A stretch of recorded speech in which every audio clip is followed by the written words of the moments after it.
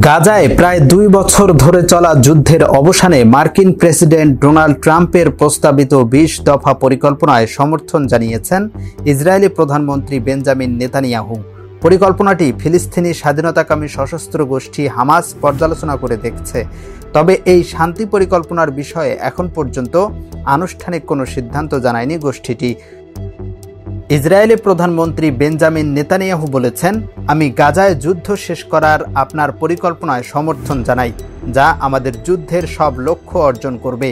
এই পরিকল্পনা আমাদের সব জিম্মিকে ইসরায়েলে ফিরিয়ে আনবে, হামাসের সামরিক সক্ষমতা ধ্বংস করবে, তাদের রাজনৈতিক শাসনের অবসান ঘটাবে এবং নিশ্চিত করবে গাজা আর কখনো ইসরায়েলের জন্য হুমকি হবে না।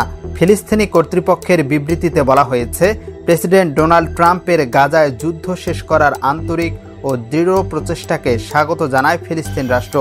একই সঙ্গে শান্তির পথে এগিয়ে যাওয়ার ক্ষেত্রে তার সক্ষমতার উপর পূর্ণ আস্থা ব্যক্ত করেছে ফিলিস্তিন।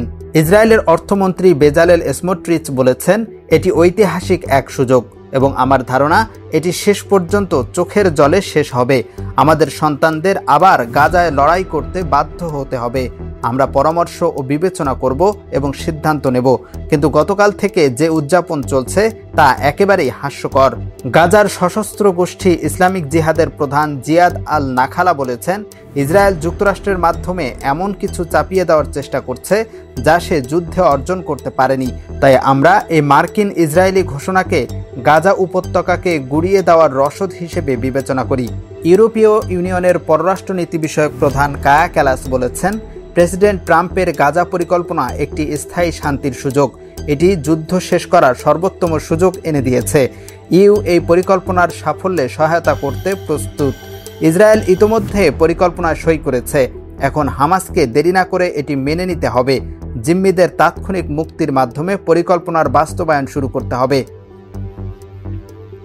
সংযুক্ত আরব আমিরাত, সৌদি আরব, কাতার, মিশর, জর্ডান, ইন্দোনেশিয়া, পাকিস্তান ও তুরস্কের পররাষ্ট্রমন্ত্রীদের যৌথ বিবৃতিতে বলা হয়েছে, পররাষ্ট্রমন্ত্রীরা যুক্তরাষ্ট্র ও সংশ্লিষ্ট পক্ষগুলোর সঙ্গে ইতিবাচক ও গঠনমূলক কাজ করার প্রস্তুতির কথা জানিয়েছেন, যাতে চুক্তি চূড়ান্ত করা যায় এবং এর বাস্তবায়ন নিশ্চিত করা হয়।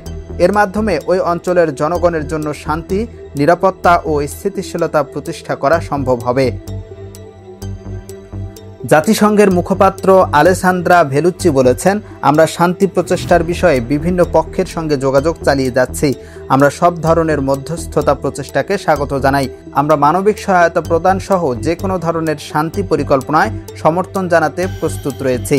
তুরস্কের প্রেসিডেন্ট রিসেপ তাইয়েপ এরদোয়ান বলেছেন, আমি গাজায় রক্তপাত বন্ধ এবং যুদ্ধবিরতি প্রতিষ্ঠার লক্ষ্যে মার্কিন প্রেসিডেন্ট ডোনাল্ড ট্রাম্পের প্রচেষ্টা ও নেতৃত্বের প্রশংসা করি।